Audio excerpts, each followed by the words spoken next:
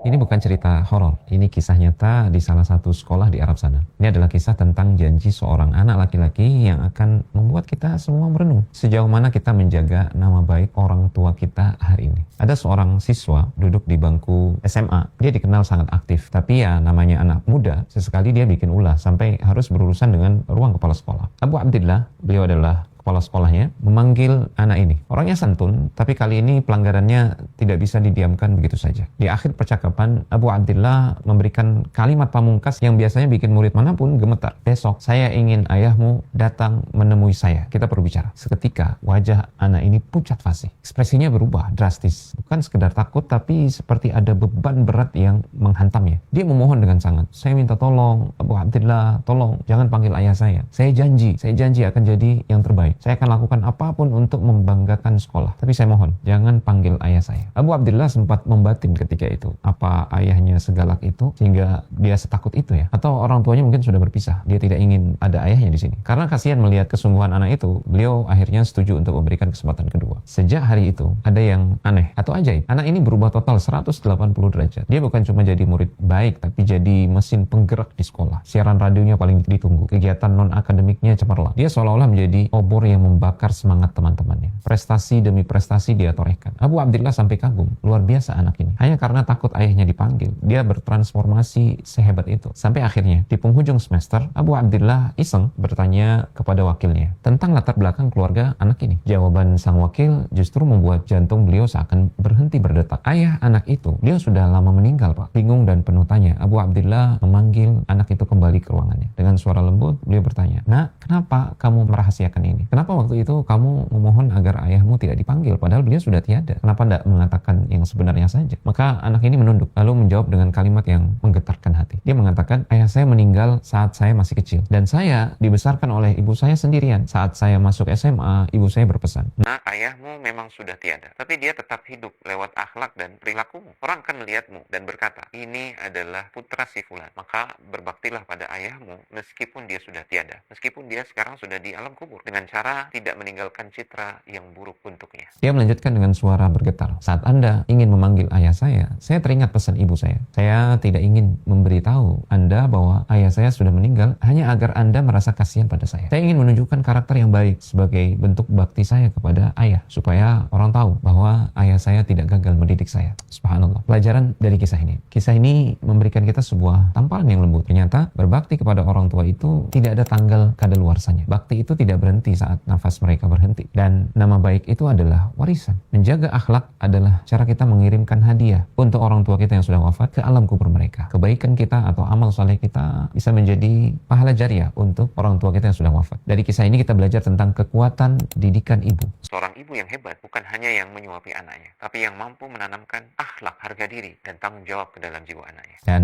kabar baiknya, prinsip hidup yang kuat itu membawa anak ini terbang tinggi. Hari ini, anak yang dulu memohon agar ayahnya tidak dipermalukan itu, dia telah sukses menjadi seorang pilot. Dia membuktikan bahwa meski ayahnya sudah di bawah tanah, namanya tetap bisa harum setinggi langit lewat perilaku sang anak. Bagi kita para orang tua, tetaplah memohon kepada Allah Subhanahu wa taala untuk dianugerahi anak yang saleh. Ingat doa yang diajarkan di dalam Al-Qur'an yang diucapkan oleh seorang nabi, "Rabbi habli minas salihin." Wahai Rabbku, anugerahkan untukku anak-anak keturunan yang saleh. Semoga Allah memberikan taufik. Barakallahu fiik.